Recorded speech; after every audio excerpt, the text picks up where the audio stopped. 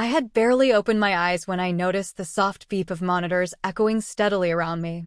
The scent of antiseptic hung thick in the air, and my throat was dry, coated with that awful scratch hospitals seemed to specialize in. Emergency surgery. That much I remembered. A sudden pain, a frantic rush, the flurry of doctors. But nothing prepared me for what came next. The nurse entered with a kind smile and a clipboard in hand, but it wasn't her expression that caught me off guard. It was the man in a navy suit trailing behind her, holding a thick envelope. He looked so out of place beside the four-drip and floral curtains. "Rowan Ellison?" he asked, as if I could be anyone else lying in the sterile bed, bloated from anesthesia and wrapped in layers of gauze. "Yes," I croaked. "I'm with Metro Courier Services. I was asked to deliver this to you directly." He placed the envelope on my lap with a polite nod and exited without a word more. The nurse looked concerned. "Should I open that for you?" I shook my head, already reaching with trembling fingers. My hands felt clumsy, thick, and useless, but I managed to peel it open. Legal paper. Heavy, official. And there it was, a divorce petition. Filed by Graham Ellison, my husband of 9 years. Served to me not in our home, not across a kitchen table, but here, when my body was still too weak to stand. The words blurred together, but the highlights were unmistakable. He wanted everything. Not half everything.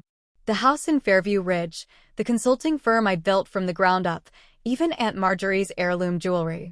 Her wedding band. The pearls I wore to her funeral. There was no hesitation in the filing, no pretense of civility. Just pure, surgical cruelty. For a long moment, I didn't cry. I didn't scream. I didn't do anything but sit still and breathe. One breath, then another. There was something strangely clarifying about betrayal this blatant. It stripped away the noise. My shock congealed into something hard and precise. I reached for my phone and typed out a single message. "Need your counsel. Urgent. Are you available? Celeste Monroe."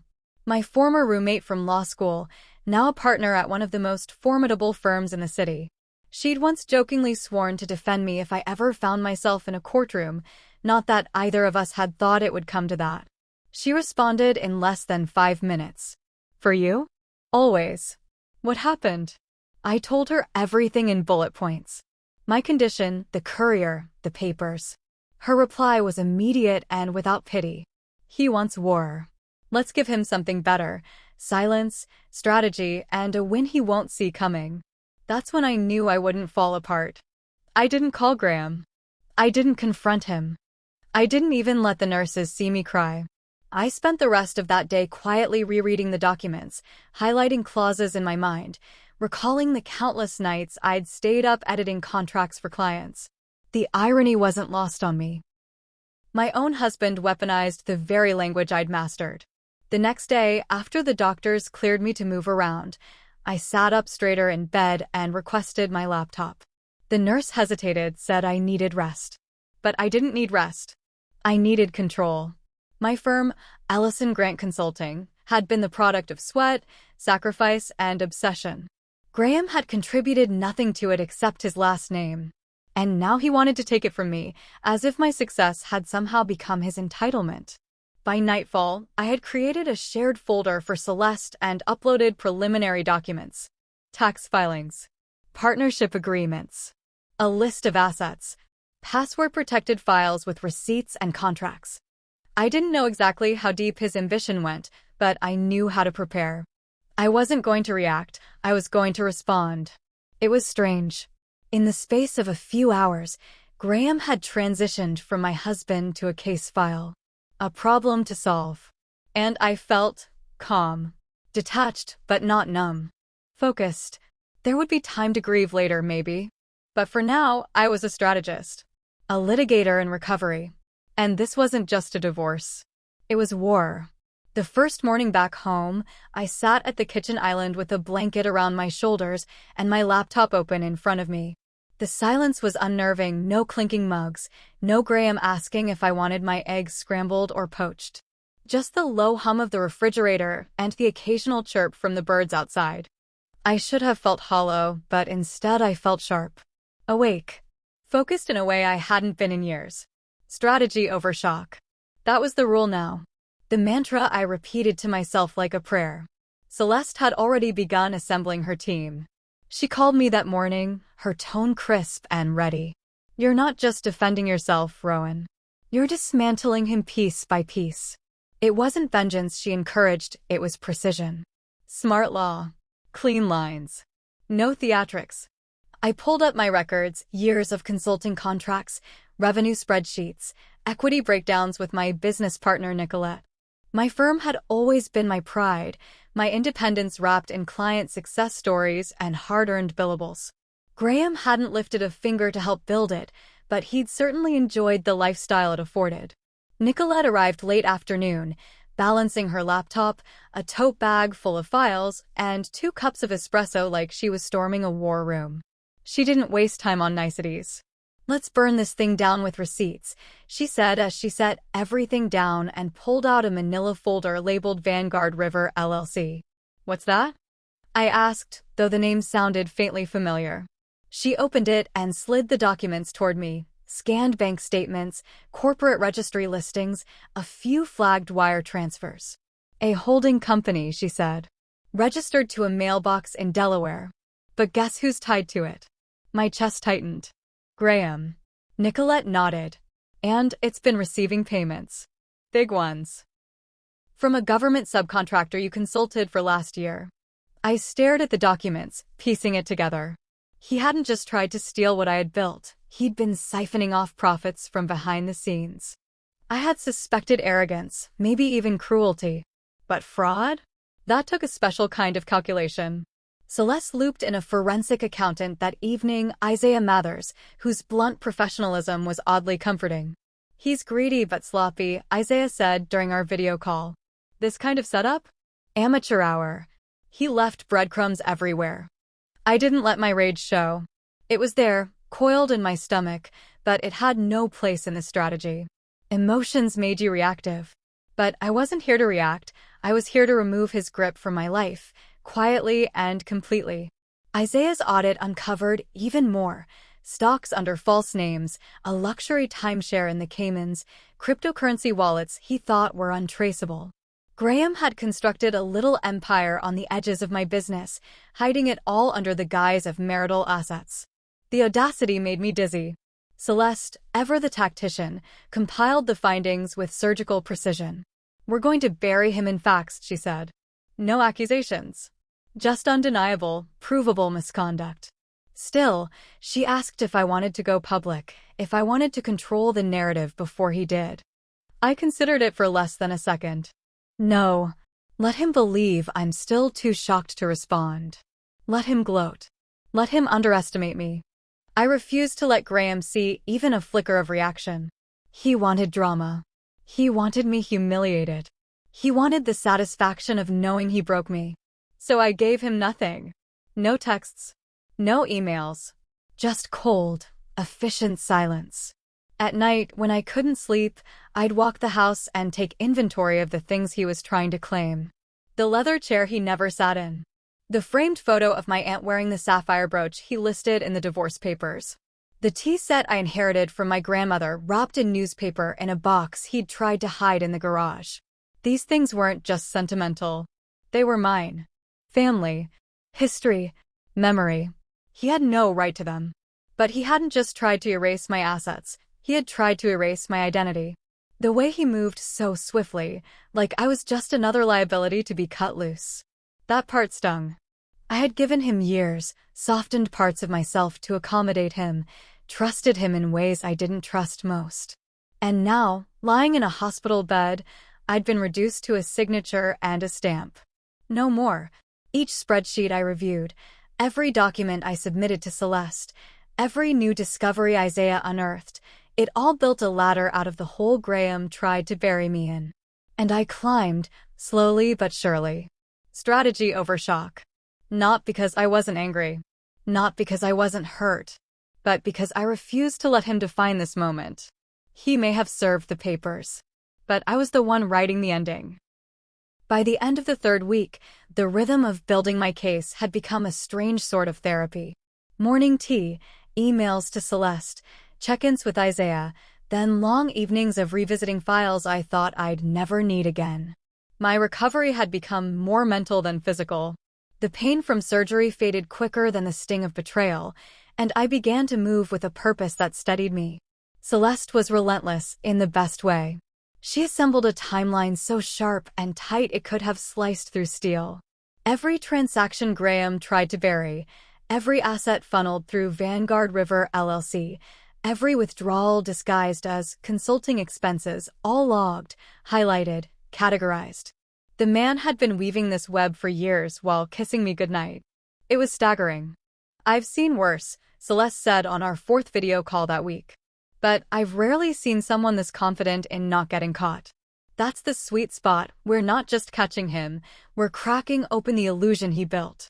Still, we lacked one thing, a direct link between Graham's shell accounts and the falsified tax documents we suspected he submitted. Isaiah had theories. I had instincts. But in court, instincts weren't enough. We needed proof. And then, the unexpected happened. It was mid-morning, and I was working from my home office, halfway through scanning an old invoice, when Nicolette knocked on the door with wide eyes. "You have a visitor," she whispered. "I'm not seeing anyone," I said, already annoyed. "You'll want to see her," Nicolette replied, voice tight. "It's Savannah Gray." I froze. Savannah Gray, 29, blonde, a financial advisor with a curated Instagram full of island getaways and expensive shoes. Also known, thanks to some not-so-accidental social media posts, as Graham's new girlfriend. Or, as I had bitterly thought of her, the upgrade. The next chapter. The woman who'd been with him while I was in surgery. But as she stepped into my office, I saw none of the smugness I expected. She looked pale, anxious, and out of breath, holding a manila folder in one hand and her phone in the other like both were shields. "Rowan," she said, voice shaking. I didn't know. About the hospital. About the papers. I didn't know until after. I didn't ask her to sit. I didn't offer her tea. I just waited. "I thought he was getting divorced because you were done with him," she continued, eyes darting around. "He said you were cold. Controlling. That you didn't care anymore. But that's not what's happening, is it?" I said nothing. I wanted her to get to the reason she was here. She opened the folder. "These are copies of his tax returns from the last 3 years. I found them on his drive. He left it open at my place. I work in finance. I know when something's off. He's falsifying income. Hiding money through Vanguard River. But he listed you as co-signer on several holdings. That means if the IRS comes knocking." I took the folder from her slowly, heart pounding. Inside were spreadsheets, bank logs, falsified income declarations. Some of it I had seen before, but this was confirmation. And damning. "Why bring this to me?" I finally asked. She hesitated. "Because I didn't sign up for this. And because I think he's planning to leave me next." There it was. The gleam of self-preservation. But also something else, maybe guilt, maybe fear. Whatever her reasons, I wasn't about to turn down ammunition. I thanked her, curtly, and walked her to the door. Celeste's response was immediate. "We're filing for an emergency injunction. This evidence ties him directly to federal offenses. If we move quickly, we can freeze his assets before he transfers them out." Within 48 hours, she had filed. The motion was crisp, factual, devastating. Isaiah attached an affidavit verifying the authenticity of the files. Savannah agreed to testify, albeit reluctantly, under subpoena. For the first time since this all began, I felt something other than focused or furious. I felt protected. We were no longer chasing shadows. We had him. And yet, I couldn't stop thinking about Savannah. Not just what she'd brought, but the look in her eyes. That trembling edge of realization that she, too, had been used. Graham didn't just betray me. He built a whole system of betrayal, layered in lies and perfectly manicured illusions. He moved through people like they were chess pieces. And now that the game was turning against him, I could only imagine how unprepared he'd be. I wasn't angry at Savannah. I pitied her. She walked in thinking she'd won something. Instead, she helped me win everything. The courthouse was colder than I remembered. Not in temperature, but in energy. A sterile chill seemed to float just above the marble floors and echo between the wooden benches. I sat beside Celeste at the plaintiff's table, the sleeves of my navy suit perfectly pressed, my expression unreadable. I wasn't here to make a scene. I was here to witness one. Graham entered through the rear doors smirking, wearing a gray suit he probably thought made him look powerful. He didn't even glance at me. His attorney, Riley Stanhope, a man known more for swagger than substance, followed behind with a stack of documents tucked under his arm. Celeste didn't flinch. Neither did I. "Don't react," she whispered, as though I needed the reminder. I hadn't reacted to anything since the day I was served. It had become second nature. The judge, a woman with steely eyes and a no-nonsense demeanor, called the session to order. "We're here today to examine the emergency injunction request filed by counsel for Mrs. Ellison regarding the concealment and misappropriation of marital assets," she said, flipping through the case file. "Let's proceed." Celeste stood, composed and razor-sharp in her delivery. "Your Honor, we are submitting documented evidence that the respondent, Mr. Ellison, established multiple offshore accounts and shell companies to conceal joint assets and falsify tax documents while attempting to claim sole ownership of the petitioner's home, business, and personal heirlooms." She moved with a quiet authority, like every step forward was premeditated. She presented timelines, forensic reports, wire transfers, Savannah's statement. My stomach turned when I saw my name on one of the falsified filings, my identity used as a co-signer for a corporate entity I'd never even heard of. But I kept my face still. Graham whispered something to Riley, who stood and attempted to paint the whole thing as a misunderstanding, an overzealous financial strategy, as though shifting hundreds of thousands of dollars into private LLCs was an innocent accident. The judge didn't buy it. Her brow arched slightly. "This strategy involves federal offenses," she said coolly.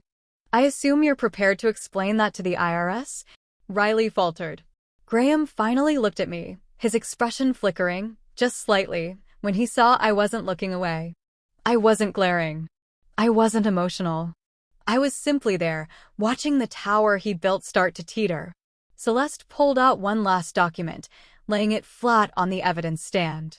"This," she said calmly, "is the purchase agreement for a luxury timeshare in the Cayman Islands, bought under Vanguard River, LLC. Mr. Ellison transferred funds from a joint marital account 1 week before serving divorce papers to my client, while she was in recovery from emergency surgery." The room fell silent for a beat. I saw the judge's jaw tighten. "Is this accurate, Mr. Ellison?" the judge asked. Graham's lips parted. I was told that account wasn't considered marital anymore." "And who told you that?" she asked. He blinked. "I assumed." "So no legal opinion, just your own justification." Riley quickly stood. "Your Honor, we request time to review these new submissions." "Denied," the judge interrupted. "You've had access to discovery. What your client failed to disclose is now on the record." She turned to her clerk. "All financial accounts tied to Vanguard River, LLC and any associated entities are to be frozen, effective immediately. I'm also authorizing a full audit of Mr. Ellison's business transactions and personal tax filings." There it was. The moment. I felt it like a crack in a frozen lake. The shift. The unraveling. Graham's face lost color. For the first time since this began, he didn't look smug. He looked confused. Unprepared. Exposed. I didn't speak. I didn't smile. I simply sat still, letting Celeste do what she did best. My silence was louder than anything I could have said. Because this wasn't about rage. This was about strategy. And we were executing it flawlessly. The session ended with the judge setting a date for final settlement review. We stood, gathered our materials. Graham remained seated for a moment too long, like someone who had just realized the ground wasn't solid beneath him anymore. Outside, the air hit my skin like relief. Celeste exhaled, almost smiling. "He underestimated you." "He always did," I said quietly. Back in the car, I finally let my shoulders fall. Not because it was over, it wasn't, but because the control had shifted. No longer was I the woman left blindsided in a hospital bed. I was the woman who walked out of court with the truth on her side, and a team built on loyalty, not deceit. The scales weren't just tipping, they were breaking. The conference room smelled like cedar and faint cologne. Sunlight filtered through the tinted glass, casting sharp lines across the polished table. I sat at the head, spine straight, hands resting calmly in front of me. Celeste was on my left, a silent wall of resolve, her pen already poised to mark whatever needed signing. Across from us sat Graham. He looked like a man unraveling. Gone was the arrogance, the smug tilt of his jaw. His suit didn't quite sit right on him anymore, and the confident gleam in his eyes had dulled. The fallout from the emergency injunction had hit fast, his accounts frozen, his reputation quietly slipping in the circles he once boasted about. Even Riley, his attorney, looked subdued. Not defeated, but subdued in that quiet way people do when they know they're not walking into a win. Graham's eyes flicked to mine several times, searching for something. Maybe softness. Maybe mercy. He found neither. The settlement agreement lay between us like a final battlefield. Celeste had gone over it with me 3 times the night before. I knew every clause, every percentage, every safeguard.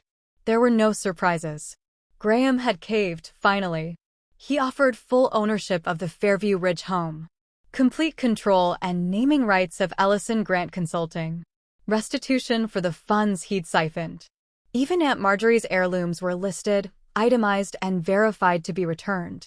The pen sat untouched for a beat too long.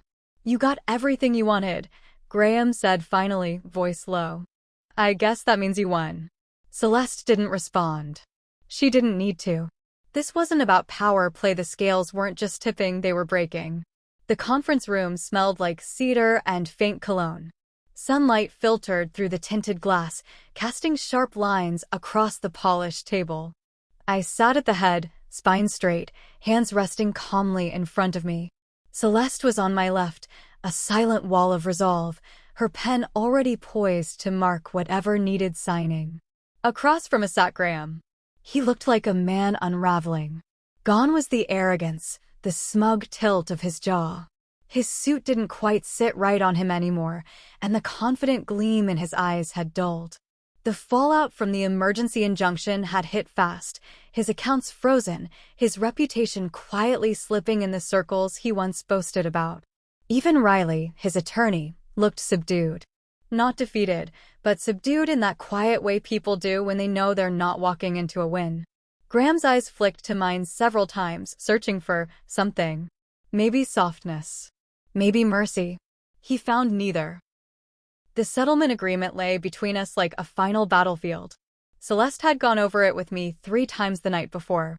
I knew every clause, every percentage, every safeguard. There were no surprises. Graham had caved, finally. He offered full ownership of the Fairview Ridge home, complete control and naming rights of Ellison Grant Consulting, restitution for the funds he'd siphoned. Even Aunt Marjorie's heirlooms were listed, itemized, and verified to be returned. The pen sat untouched for a beat too long. "You got everything you wanted," Graham said finally, voice low. "I guess that means you won." Celeste didn't respond. She didn't need to. This wasn't about power plays or declarations. This was business. Strategy. Resolution. I met his gaze. "I didn't win, Graham.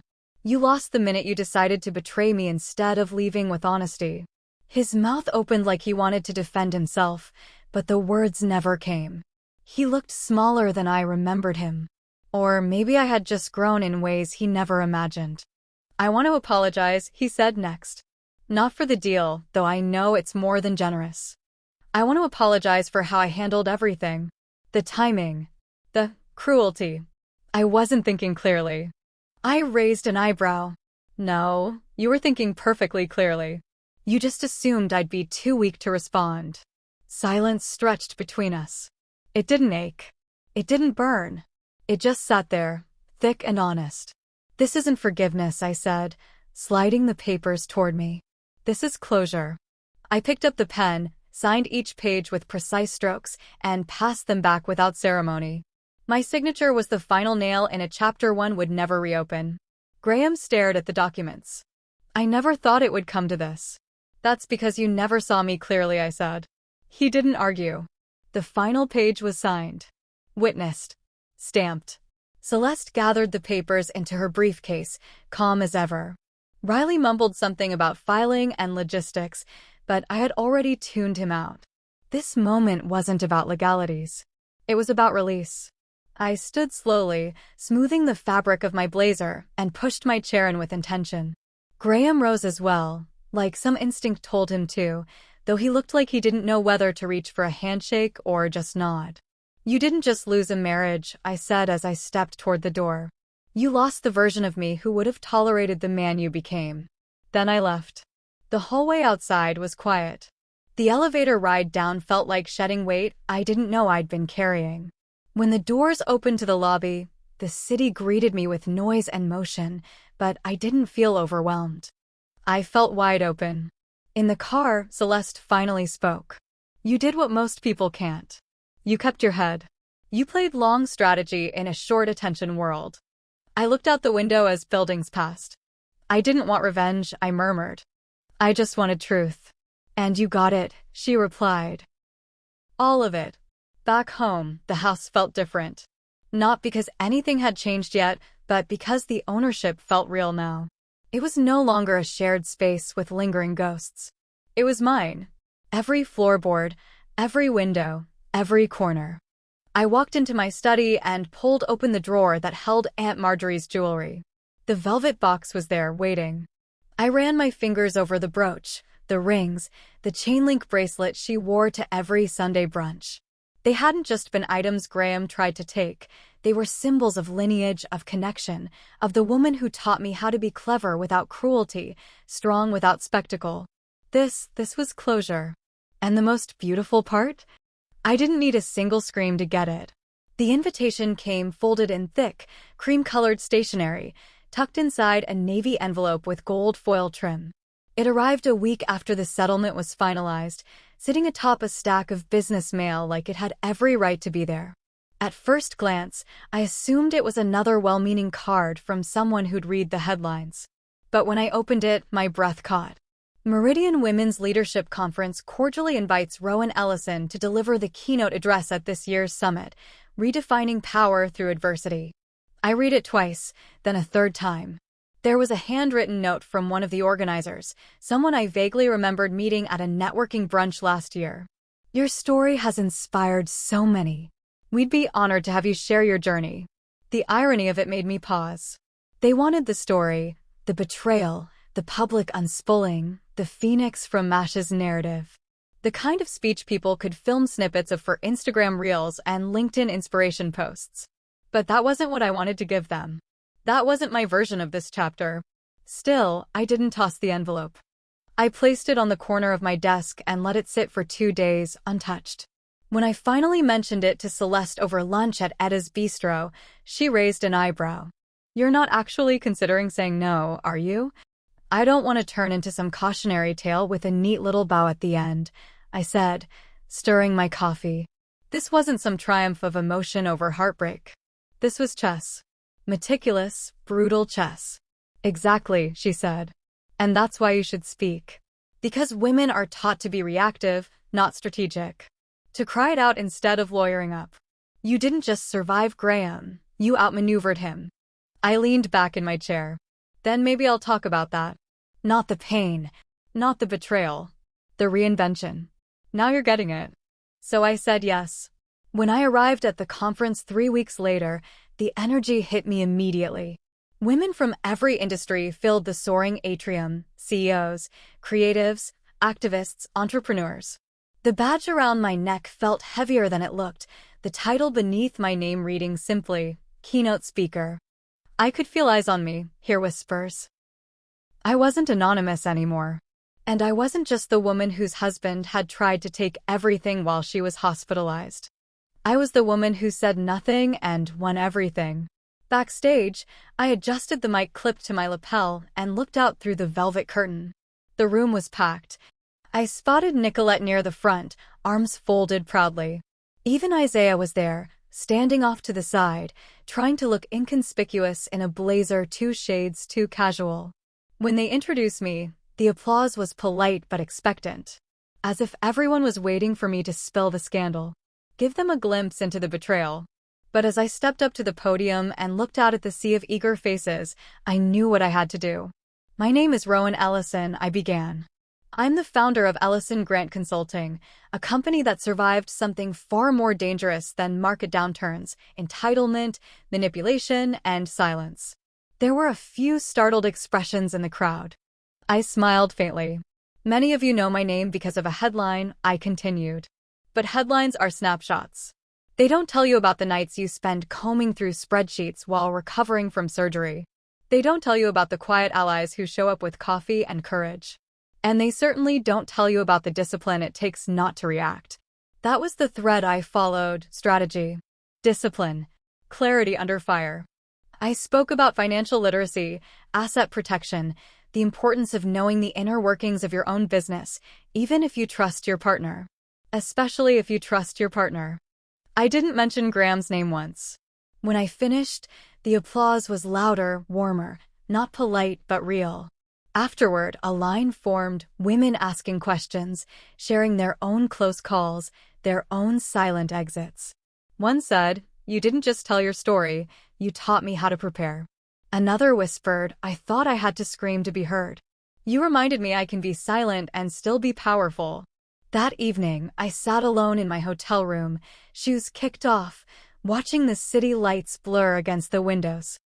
I felt something unfamiliar humming beneath my ribs. It wasn't triumph. It was peace. It arrived on a rainy Tuesday morning, nestled quietly among a flurry of project updates and vendor quotes. The subject line read simply, "Would you meet me?" Gee. I stared at it for a long time before opening it, the cursor hovering, a flicker of old muscle memory reminding me what it used to feel like to wait for his messages. Back then, his name in my inbox sparked something. Now it only stirred wariness. I clicked it open. "Rowan, I know I have no right to ask for your time. I don't expect anything from this. I just want to talk, to apologize in person, not for closure, not to change the outcome, but because I owe you the dignity of hearing it from me directly. If you're open to it, I'll be at Olive and Root Cafe on Thursday at noon. No expectations. Just honesty. Graham." I read it twice. Then once more. I didn't respond. Not yet. I forwarded the email to Celeste with a single line beneath it. "Thoughts?" Her reply was immediate. "You're not obligated. But if you're curious, I can't see the harm, just set terms. Public place, time limited. No openings for manipulation." I thought about it all day.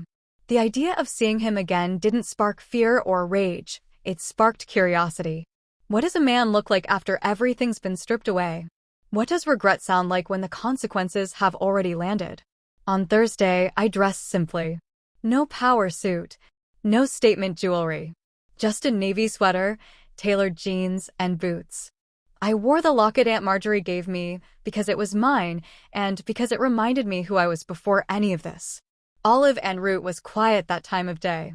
Earth tones, soft jazz, exposed brick. The kind of place where conversations could bloom or break without interruption. He was already there, seated at a corner table, hands folded, no coffee in front of him. He stood when he saw me, awkwardly, like he wasn't sure if he should smile or apologize immediately. "Hi," he said. I nodded and sat down. "Let's keep it brief." He swallowed hard. "Fair." Up close, I saw it, the wear in his features. The dark circles beneath his eyes, the uncharacteristically humble posture. He looked less like a man cornered and more like someone hollowed out by his own choices. "I'm not here to undo anything," he said, voice low. "I know what I did. I know how I did it. I need you to know I didn't expect it to hurt the way it did. I didn't flinch. Because it wasn't supposed to hurt you. It was supposed to hurt me." He nodded, shame tightening the corners of his mouth. "Yes." A server came by. I ordered an herbal tea. Graham just asked for water. I told myself I was being efficient, he continued. That I was cutting ties cleanly. That I was protecting myself. But the truth is, I was a coward. I didn't want to see the damage. I didn't want to face the version of you who might actually fight back. You didn't think I would, I said. No. And I see now how wrong that was. He paused. I spent months building a lie around you.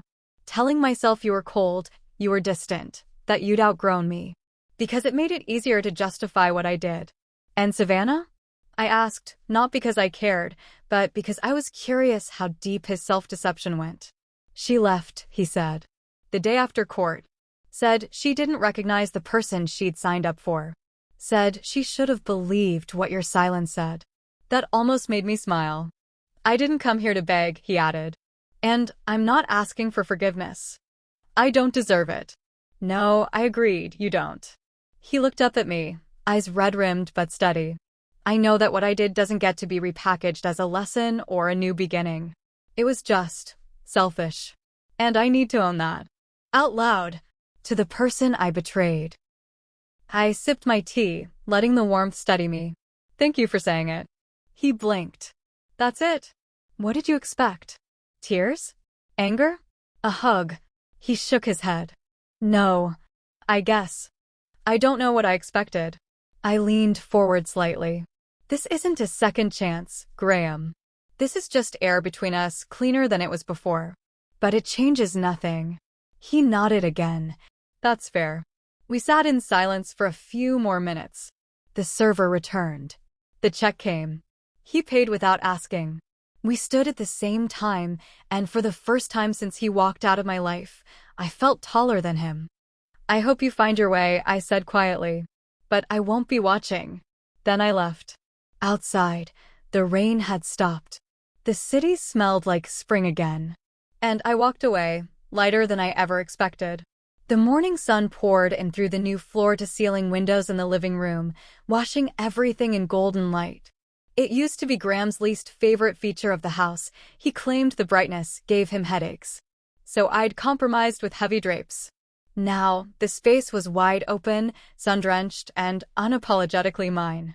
The walls were painted a warm ivory, not the cold gray he always insisted on, and the art, every frame, every brushstroke, reflected the parts of me I had once tucked away. It had been a full year. 12 months since I woke up in that hospital bed, disoriented and aching, only to be handed betrayal in a manila envelope. A full cycle of seasons since my world collapsed and, somehow, became more mine than it had ever been.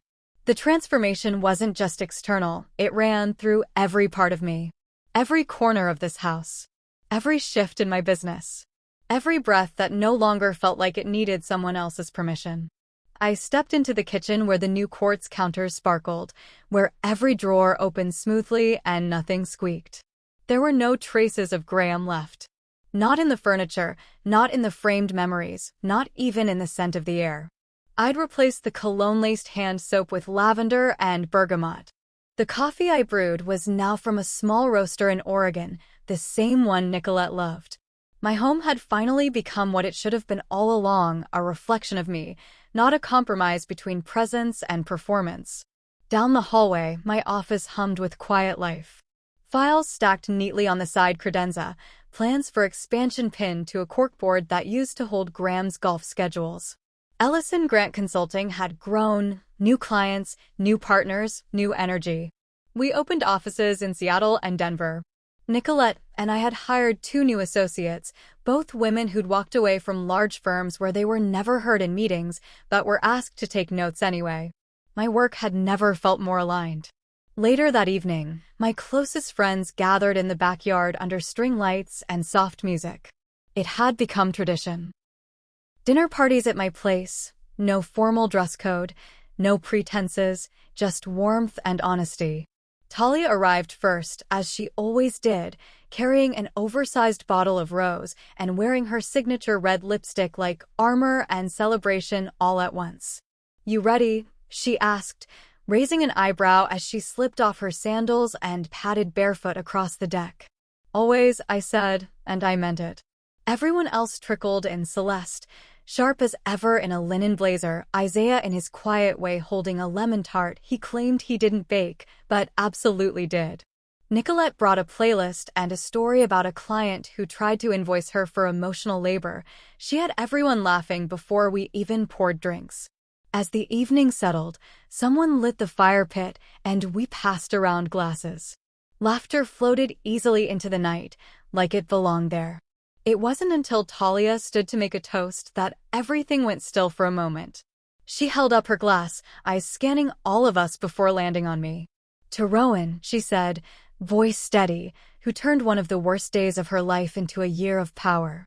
To the woman who didn't just survive betrayal, she redesigned her life, her business, and this badass home with grace and precision." Everyone raised their glasses. "To 1 year of freedom," she said. I felt the weight of her words settle in my chest, but it wasn't heavy. It was grounding, affirming. I stood and lifted my own glass, my voice calm and low. "To transformation," I said. "Because freedom is the beginning. But choosing who you become next? That's the real power." The clinking of glasses filled the space between us, soft and celebratory.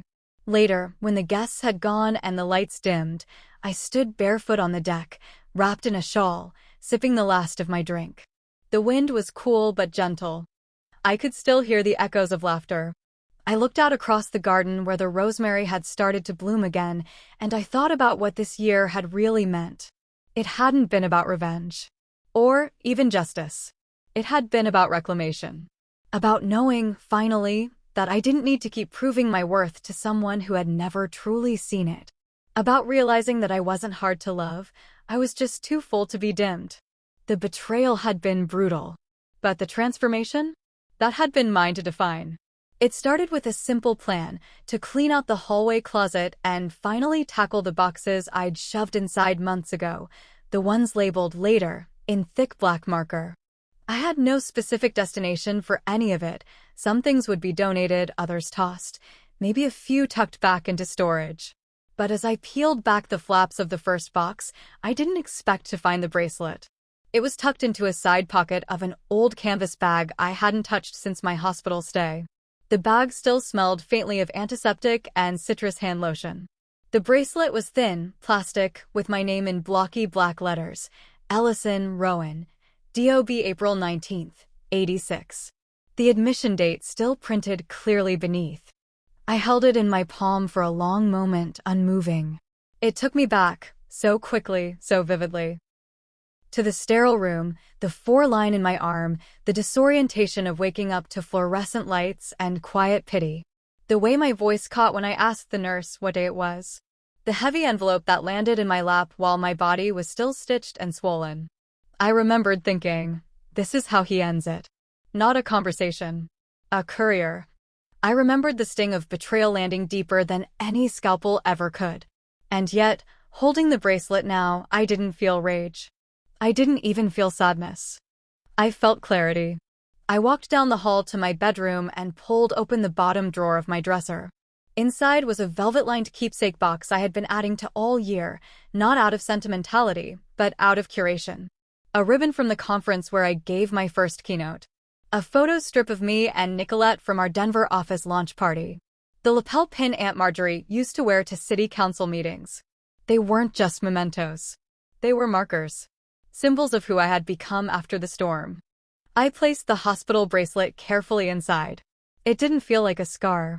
It felt like a turning point. The thing about betrayal is that it doesn't stay in one shape. At first, it's all-consuming. Then it sharpens into focus. Then, eventually, if you've done the work, it dissolves into something else altogether, a compass. Not to direct you toward revenge, but to guide you back to yourself. I had done the work. I had sat with the anger. I had navigated the legal labyrinth. I had spoken the truth on stages and in silence. I had built something new from what had been shattered. But I hadn't forgotten. That bracelet reminded me, not of what Graham did, but of what I chose in response. I chose not to burn everything down in fury. I chose strategy. I chose to gather myself, piece by piece, and build a foundation no one could shake again. There was power in remembering. Later that afternoon, I met Nicolette at a small cafe near our old university campus. We sat by the window, sipping dark roast, watching students rush by with backpacks and earbuds. "You look like you've just walked out of a memory," she said, smiling over the rim of her cup. "I found my hospital bracelet this morning," I said. "The one from the day I was served." Her eyes softened. I remember that day. I wanted to storm into his office and throw the papers right back at him. "I'm glad you didn't," I said with a laugh. "You let me stay grounded. That made all the difference." Nicolette leaned forward. "What did you do with it?" "I put it in the box." She nodded slowly. "Good. It belongs there, with the rest of the things that shaped you but don't define you." I sat back, looking out at the shifting light across the sidewalk. It's strange. I thought closure would come the moment the ink dried on the settlement papers. But it didn't. "Closure's not a moment," she said. "It's a collection of moments. A conversation. A memory that doesn't sting. A decision you make and don't regret." I smiled at that. As we walked back to our cars, I felt the weight of the year behind me, but not like a burden. Like a novel I had finished reading.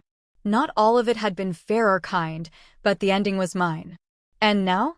Now, I was writing something new. The restaurant was a quiet one, unassuming, tucked into a side street with linen-covered tables and soft jazz humming low in the background. It was the kind of place Celeste and I had always said we'd try when things settled down. Today, we finally made good on that promise. We sat by the window, menus barely glanced at, our conversation flowing easily over shared olives and sparkling water. It wasn't a working lunch. It wasn't strategy. It was reflection. And that, in itself, felt like a luxury. "You've changed," Celeste said, her eyes warm but sharp as ever. "Not just on paper. Not just with the win. You walk differently now." I tilted my head. "Differently how?" "You're quieter," she said. "But not smaller. It's like all the parts of you have finally agreed to work together." I smiled, swirling the straw in my glass. "That's what happens when you stop surviving and start choosing." She nodded, then leaned back. "I've represented a lot of women over the years. Some of them fall apart. Some of them perform strength so well they never truly process the blow. But you, Rowan, you were surgical. You were fire and restraint at the same time. You never let your pain speak louder than your plan." I looked at her, gratitude softening my chest. Because I had you. And because I didn't want to be remembered for how I suffered. I wanted to be remembered for how I responded. She raised her glass. "Well, here's to that." We toasted quietly, no grand gestures. Just two women who had seen the inside of war rooms and courtrooms and come out intact, more than intact. Clearer. Between bites of roasted lemon chicken and conversation about her next case, I found myself drifting back to something I'd said to her once, in the thick of it all. Emotion doesn't have to lead, but it doesn't have to be buried either. And I still believe that. For a long time, I thought detaching from my feelings was how I'd win. But what I learned, what this entire year taught me, is that emotion can be present without being overpowering. That dignity isn't the absence of feeling. It's the mastery of it. After lunch, we stepped outside into the crisp March air. The breeze tugged gently at the edges of my coat as we walked to the curb. "Do you think you'll ever talk about it publicly?" Celeste asked, not unkindly. "The full story, I mean. Not just the reinvention, the betrayal, the legal battle, all of it." I paused. I'd been asked before. Some media outlet had even reached out asking for a podcast interview. But I always declined. "No," I said. "Because the people who need the whole story already know it. And the people looking for drama won't understand what they're hearing." She grinned. Spoken like someone who reclaimed her own narrative. "I didn't just reclaim it," I said, glancing up at the sky. "I rewrote it. I stopped letting other people decide what kind of story I was living. Graham thought he'd cast me in a tragedy. I made it a case study." We laughed, but beneath it was truth, steady and liberating. Later that evening, back home, I returned to the keepsake box one last time. I opened the lid and ran my fingers over the bracelet, the photo strip, the ribbon, the lapel pin. Each item a marker, a mile in the marathon I hadn't meant to run. I didn't add anything new. I didn't need to. The box wasn't about closure anymore. It was about context. I placed the lid back on and slid the box into its space on the shelf, not buried, not hidden. Just placed. Honored. Then I opened my laptop and pulled up the keynote proposal for the next conference I'd been invited to speak at. This time, I was ready to talk not just about reinvention, but about the difference between reaction and response. About clarity under fire. About the strength it takes to be underestimated, and the power of proving people wrong with silence, strategy, and grace. My fingers hovered above the keyboard. My name is Rowan Ellison, I began to type, and the moment I was discarded was the moment I discovered who I truly was. Because that was the truth. Graham's betrayal didn't define me. It introduced me to myself. And in that, I won. The most honorable victory of all.